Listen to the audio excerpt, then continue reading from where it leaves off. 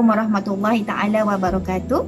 Dan salam sejahtera, salam PKP, salam satu Malaysia dari saya Salmi Edawati binti Yaakob, pensyarah di Pusat Kajian Syariah Fakulti Pengajian Islam Universiti Kebangsaan Malaysia. Saya dan bidang kaedah penyelidikan ini hampir 10 tahun, sama ada sebagai tenaga pengajar subjek ini di fakulti atau juga sebagai pemeriksa tesis, pelajar dalam dan luar. Juga sebagai pengendali bengkel-bengkel kaedah pendidikan khususnya kepada pelajar-pelajar UKM, dan juga berpengalaman sebagai pengurusi Viva. Dalam tempoh tersebut saya menyaksikan para pelajar agak struggle untuk memahami flow penulisan tesis dan biasanya kita akan tengok dalam Viva lah mereka kadang-kadang sangkut di bahagian membina kerangka teori ataupun konseptual, dan kadang-kadang masalah yang diutarakan itu tidak selari pula dengan sorotan literatur yang dibuat, yang mana kesannya kepada hasil yang telah dilakukan. Justru itu saya terpanggil untuk membuat perkongsian ringkas seumpama ini berkaitan dengan memahami kaedah penyelidikan dengan mudah. InsyaAllah perkongsian ini saya telah susun sebanyak 10 siri, dan semua siri ini sebenarnya akan dibincangkan secara santai dan mudah untuk kita fahami. Yang pertama, siri pertama kita akan bincangkan berkaitan dengan flow penulisan tesis. Jadi sebelum kita masuk kepada perbincangan untuk siri-siri seterusnya, siri pertama ini begitu penting untuk kita paparkan keseluruhan flow penulisan tesis bermula daripada sorotan literatur sehingga kepada implikasi hasil dan implikasi kajian. Okey, itu adalah siri yang pertama.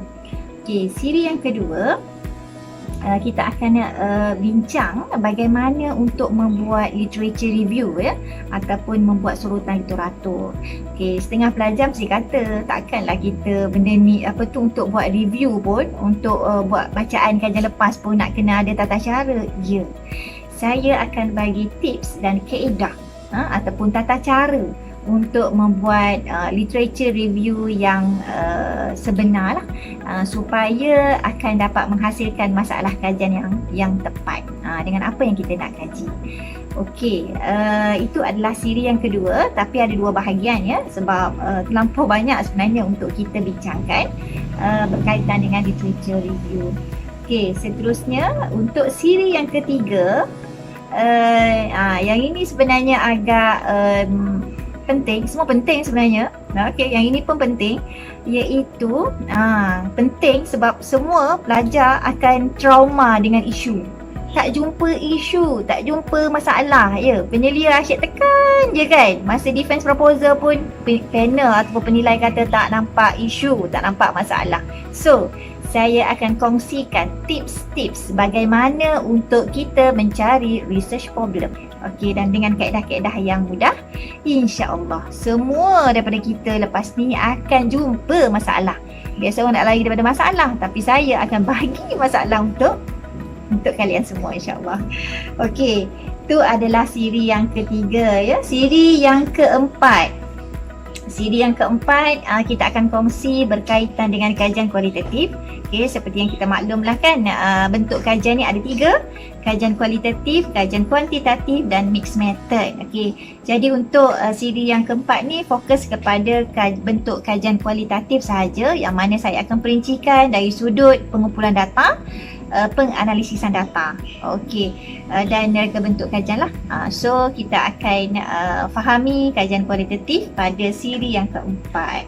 Seterusnya, siri kelima, kita akan bincang berkaitan dengan kajian kuantitatif, juga dari aspek mereka bentuk kajian, pengumpulan data dan penganalisisan data. Okey, untuk siri yang keenam, yang ini yang pelajar kita takut ni kan, bagaimana nak bina kerangka konsep, bagaimana nak bina kerangka teori. Yang itu yang saya kata, saya rasa bukan pelajar saya lah, semua kita lah yang mana-mana calon untuk buat tesis ni memang akan stuck di kerangka theoretical atau maupun kerangka konseptual. So dalam siri ke-6 saya akan revealkan, dedahkan tips-tips ataupun bagaimana kita nak memahami untuk membina kerangka teori. Seterusnya untuk siri ke-7, kita akan bincang, kita akan perhalusi bagaimana kita nak membina kerangka konsep. Dan nanti dalam perbincangan akhir saya akan bagi perbezaan antara kerangka teori dan kerangka konsep.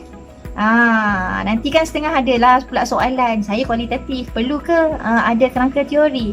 Ya, semua itu nanti saya akan perincikan dalam siri yang ke-6 dan ke-7 berkaitan dengan kerangka konsep, kerangka teori dan kerangka konsep. Seterusnya dalam siri yang ke-8 saya akan ambil peluang juga untuk kita bincang berkaitan dengan penulisan latar belakang kajian. Saya tekankan kat sini kepada pelajar-pelajar saya dan juga pelajar-pelajar di luar sana, untuk menghasilkan latar belakang yang baik, sebenarnya ada kaedah dia, ada cara dia. Kenapa latar belakang diberi keutamaan? Sebab akan menggambarkan nanti keseluruhan tesis kita. Justru itu siri ke-8 fokus kepada menulis latar belakang kajian tesis. Okey. Dan untuk siri yang ke-9, yang ini bonus sebab apa saya nak kongsikan sesuatu yang menjadi climax pencapaian saya dalam penulisan tesis PhD pada tahun 2011, yang mana tesis tersebut diangkat sebagai tesis terbaik peringkat kebangsaan. So saya apabila tesis tersebut diangkat sebagai tesis terbaik, yang bezanya saya sertakan mapping map kat dalam tesis tersebut, terutama masa viva, macam mana kita nak menghuraikan tesis kita dalam bentuk peta minda. Jadi kat sini saya akan kongsikan dalam siri ke-9 untuk kita menghasilkan tesis cemerlang, insya-Allah, dengan menggunakan mapping mind. Okey, seterusnya pada siri yang terakhir dan iaitu siri yang ke-10, satu lagi perkara yang menarik yang saya nak bincang iaitu berkaitan dengan tips persediaan viva. Jadi kepada siapa-siapa yang menunggu nak viva, saya mengharapkan perkongsian untuk siri ke-10 nanti boleh dimanfaatkan. Sebab apa? Sebab bilik viva bukan semua orang boleh langkah masuk, kecuali pengurusi viva lah kan, dan juga calon yang hendak divivakan. So saya akan dedahkan flow perjalanan dalam tesis dalam viva, bermula daripada pengurusi bagi mukadimah sehinggalah kepada keputusan diumumkan dan sesi bergambar. Jadi dalam suasana tu saya akan nak kongsikan, dan juga yang penting mungkin apa yang kita boleh jangkakan soalan-soalan daripada pemeriksa, dan bagaimana kita sebagai calon prepare dengan etika dan cara kita menjawab soalan ataupun penjelasan yang kita beri berkaitan dengan soalan-soalan yang diajukan daripada pemeriksa.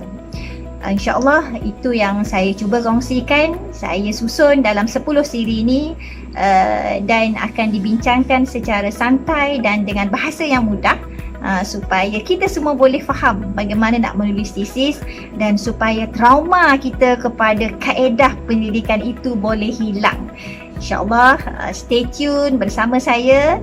Jangan lupa subscribe dan juga tekan loceng notification supaya semua siri-siri yang saya kongsikan dalam YouTube ini kalian boleh alert dan sentiasa akan dapat mengikuti dengan baik. Itu saja daripada saya. Sehingga jumpa lagi. Assalamualaikum warahmatullahi taala wabarakatuh.